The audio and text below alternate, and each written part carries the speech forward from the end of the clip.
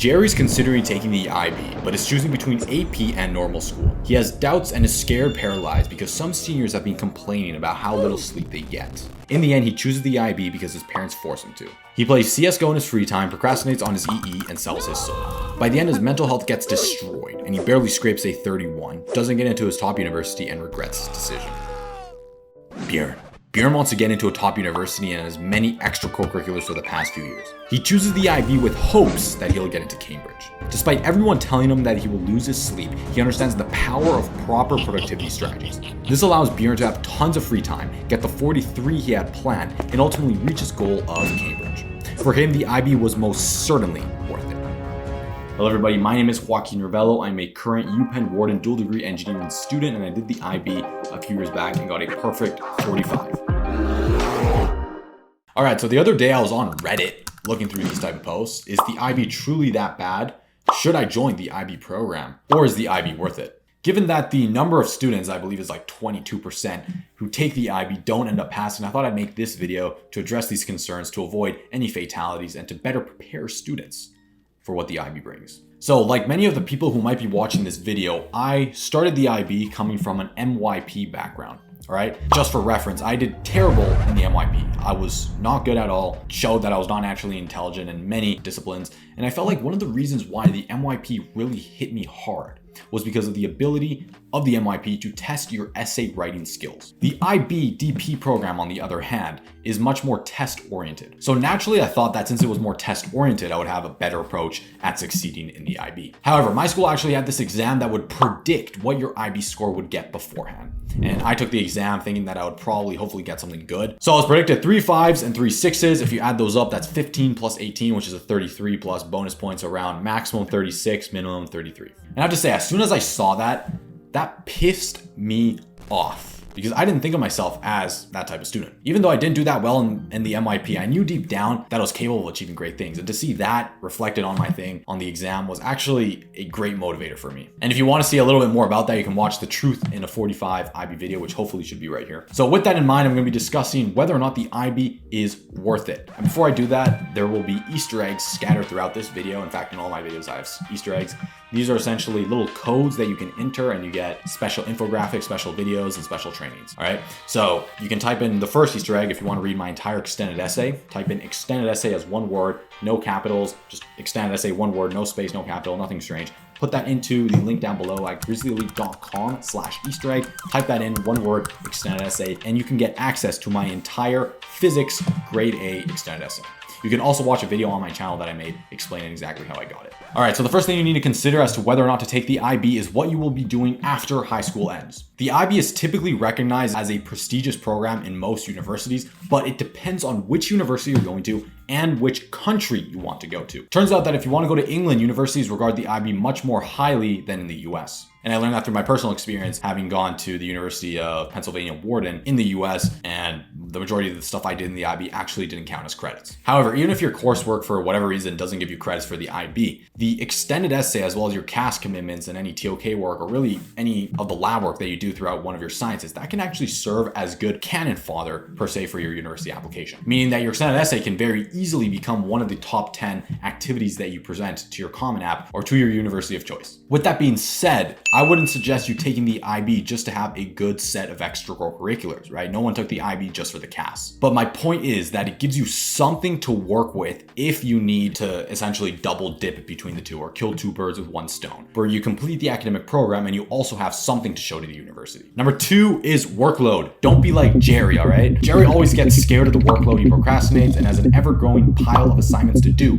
Bjorn, on the other hand, studies consistently, doesn't run into the same problems despite getting distracted sometimes. In other words, the IB, yes, has a heavy workload, but only if you manage it poorly. All right, and this was really an expectation versus reality of the IB. When I first got into the IB, everyone was telling me that I'd get zero sleep, I'd be working 24/7, I'd have no social life, I'd have to sell my soul to the IB. However, having gone through that program, I can tell you that that is actually further from the truth.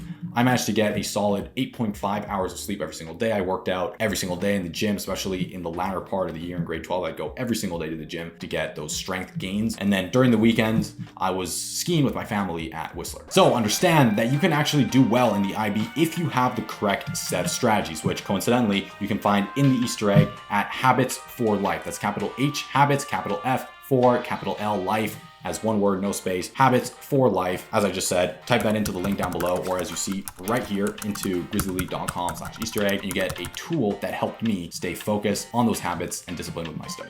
And also at the end, I'm gonna give you a few key bullet points and action points that you can take action upon right now to give yourself an advantage. But one of the biggest ones that I want to bring to your attention is to understand that time and attention are really your only resources. And I don't think enough people realize this, but do you realize that you have the exact same amount of time as Elon Musk, right? Elon Musk has the same 24 hours every single day. Mark Zuckerberg has the same 24 hour every single day. By the way, Team Musk. Jeff Bezos has the same 24 hours every single day. So when students come up to me and they tell me, and I get this all the time, that I don't have enough time, or I can't work on this, or my mom wants me to sleep more, whatever the time related excuse may be, my only response is the following. If you don't have enough time, that's not because you lack time, but because you lack properly defined priorities.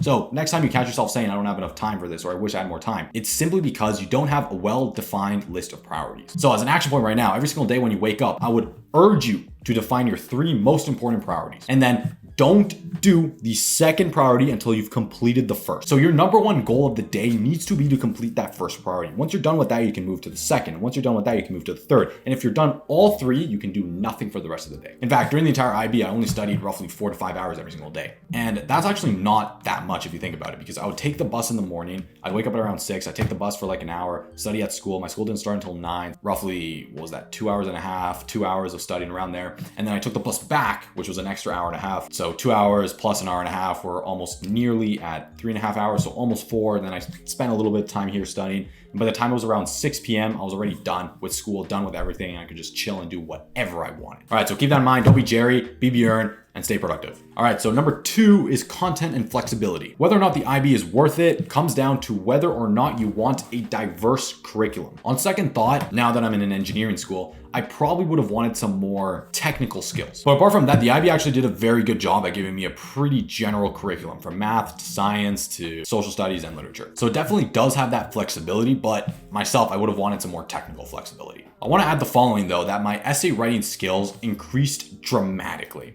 Right? By dramatically, I mean insane. Because I learned how to write in English, and most people actually don't know this. I learned how to write in English when I was 9 years old. Before that, I could only write in French and Spanish. So by the time I got to around 15, 16 years old, my English was absolutely crap at writing, because I've only been writing it for a few years before that. So what I did was, during grade 10, I would write an essay every single week through the entirety of grade 10. This was actually pretty challenging to do, to sit down for an hour and a half. But again, it built that skill of discipline, which is an absolutely essential skill for success in university and beyond. But it also just honed in my essay writing skills spectacularly. And while it is true that the IB has less essays, meaning that it's 20% essays of your final mark, or IAs for your final mark, it's still extraordinarily important to learn how to write essays fast, because there's a lot of tests, a lot of papers, such as economics paper 1, or your English paper 1, paper 2, where you're forced to write essays at a record speed. And frankly, now that I'm in university, writing essays has basically never been easy, right? In fact, the other day I finished my political essay. It was 3,000 something words, and I did that in 2 days, and it was pretty simple to complete. So overall, is it worth it? Well, is that a content that you want to learn? Do you want to learn a more general content geared towards writing exams, essays, and taking tests as fast as possible? Or do you prefer a more technical or a more specific type of content? Really, it's really up to your goals at the end of the day. All right, number 3 is the relevance to university. I briefly mentioned this before, but you need to make sure that the IB program is relevant to your own university and that the credits transfer over correctly. Yeah, and for US universities, actually, I still remember not getting the same credits as my friends. So that was kind of annoying. But apart from that, it really gave me those essay writing skills, those quick test taking skills that applied to my entire university career so far. And you just found an Easter egg on one of my favorite strategies called disproportionate leverage. You can check this one out in the link down below by typing in GrizzlyRoar28. So that's capital G, Grizzly, capital R, Roar 28, all one word, no spaces, Grizzly Roar 28. Type that into the link down below, and you'll get a very special infographic. So again, when it comes to relevance to university, the IBHL courses as well, they tend to go a little bit deeper into some of these contents, while the SL is much more broad.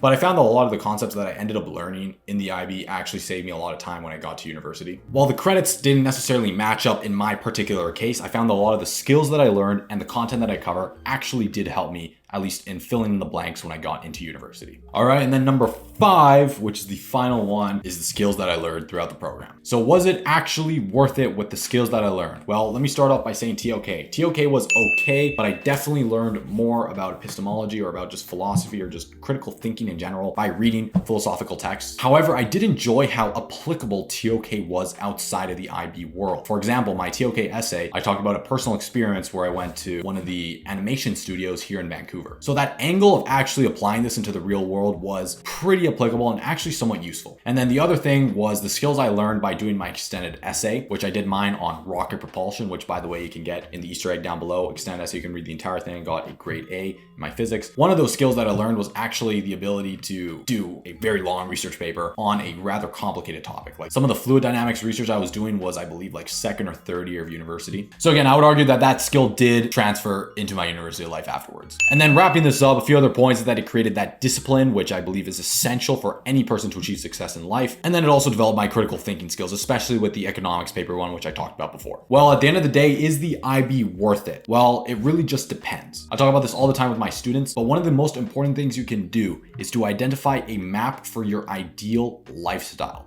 which is the type of person you want to become. I suggest you do the following. Spend 30 minutes this weekend asking yourself, what does my ideal self look like? What does the best version of myself look like? What would I be doing during the day? What problems would I be solving? How would I talk? How would I act? How would I complete a lot of the tasks that I need to do during my life? And then naturally from that, you start to get a better idea at not only the type of person you want to become, but also the type of life and lifestyle you want to live. And then from that, you can actually backtrack and realize the career that you want, the career of your ideal lifestyle, and then ask yourself, will the IB help me or hinder me throughout that progress? I would argue that in almost all cases it helps, because it helps build that discipline, which is essential for literally any type of ideal lifestyle. However, that's just my opinion. It might be different in your situation. I'll quickly brief you down on what I did when I first started the IB. I wrote down what my ideal lifestyle was, what type of person I want to become, and I realized that my ideal lifestyle was entrepreneurship. So did the IB help with my entrepreneurial skills? Probably not, but it definitely did help, and I'll say this again, with my ability to build discipline,